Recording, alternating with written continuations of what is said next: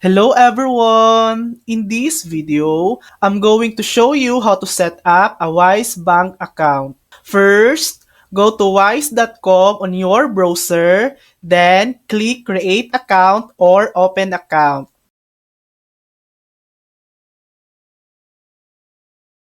Enter your email address, then check your inbox for a verification email.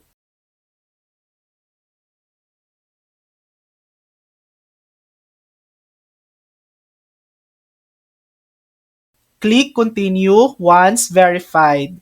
Choose your account type, personal or business. Select your country or region, then click Continue. Enter your mobile number for verification and create a password. Fill out your personal details like your full name, date of birth, and home address.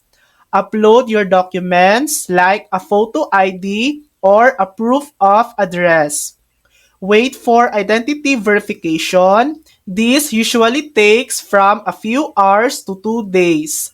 Once approved, your Wise account is ready. You can now send, receive, and hold multiple currencies around the world. And that's it.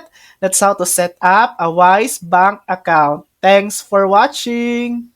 If this video helped you, please like and subscribe for more helpful tutorials.